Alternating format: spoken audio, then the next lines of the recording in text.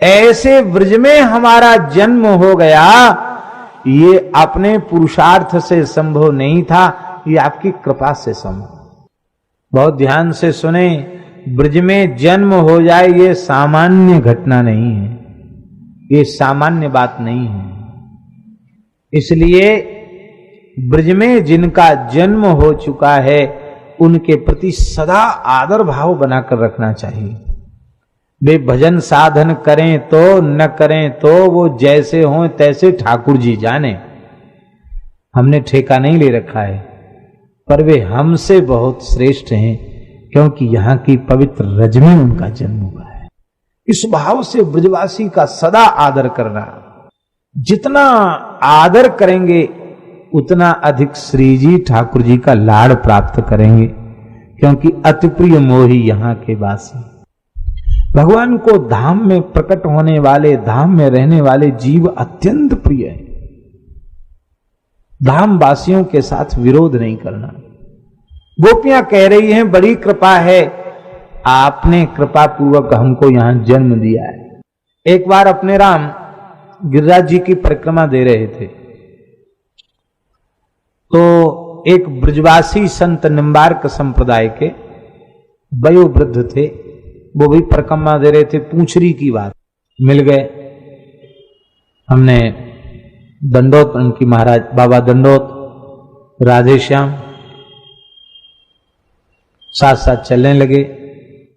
महाराज जी की चर्चा हुई, भक्तमाली जी महाराज, अरे उनके शिष्य हो, बहुत अच्छी बात है। हम भी कुछ सुनाने लग गए, बाबा भी कुछ सुनाने लग गए, सत्संग होते हुए चलने लगे।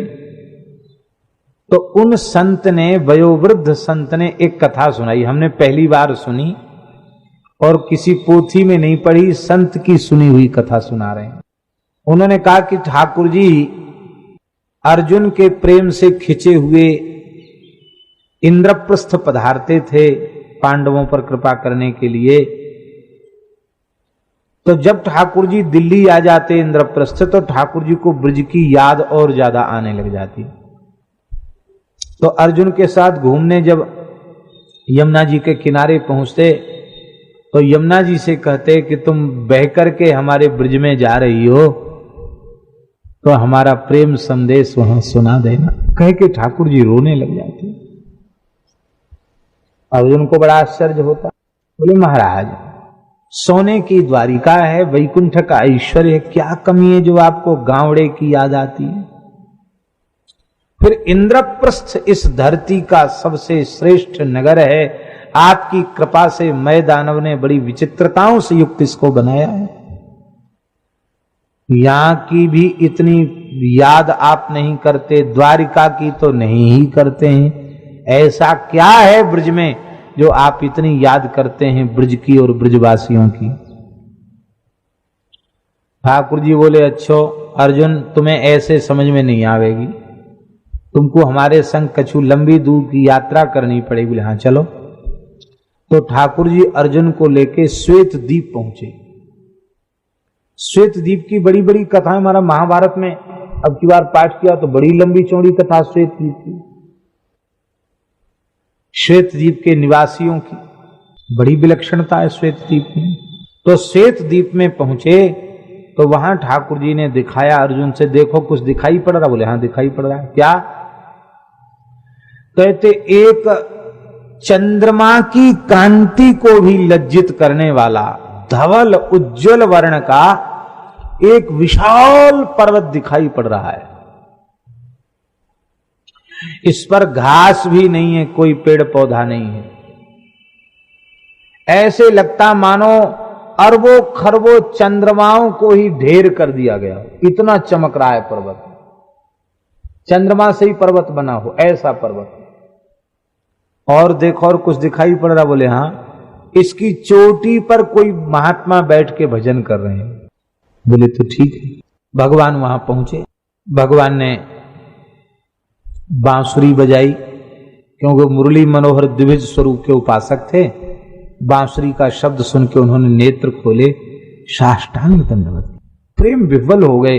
भगवान ने उठाकर उन महात्मा को हृदय से लगाया और कहा कि महाराज आप इतनी कठोर तपस्या क्यों कर रहे हैं?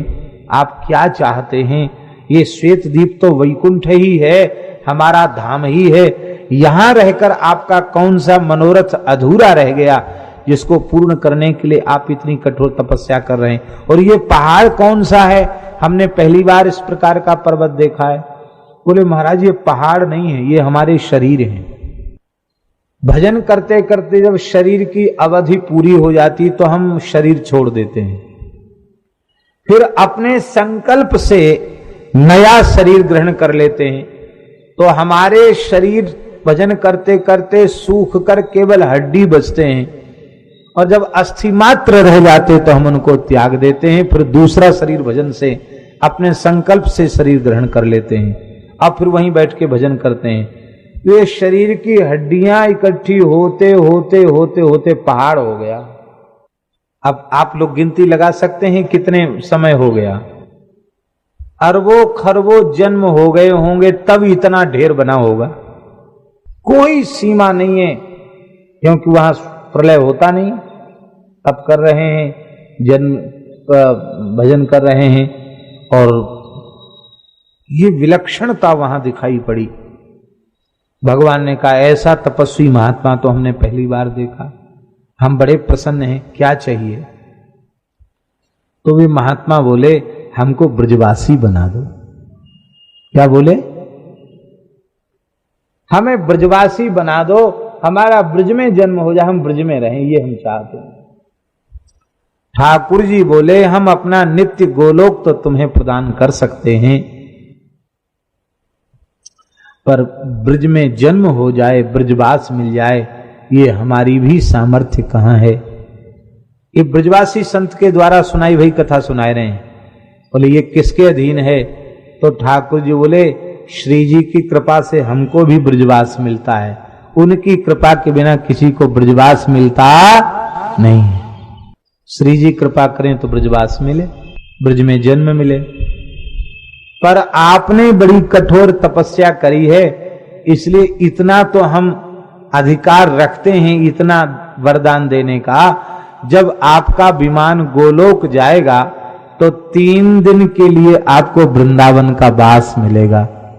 स्वामिनी जी की सहचरियों के सहित कृपा प्राप्त होगी, हमारी कृपा प्राप्त होगी, हमारे महाराज का दर्शन होगा, फिर तुम्हारा विमान गोलोक को जाएगा।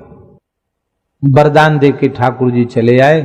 अर्जुन बोले अब हम भी दिल्ली छोड़ने वाले हैं, अब इंद्रप्रस्थ में नहीं रहेंगे, आप भी द्वारिका छोड़ो और हम भी इंद्रप्रस्थ छोड़ते हैं, हम लोग ब्रजवासी बनेंगे, वहीं रहेंगे। तो ब्रजवासी संत बड़े भोलेपन से करे थे कि बाबा ऐसी महिमा है ब्रज की, करोड़ान जन्म तक तपस्या करी जाए तब ब्रज में जन्म नहीं मिले। ठाकुर जी देवे वारे ना आए तो राधा रानी की कृपा है जाए तो ब्रज में जन्म है जाए।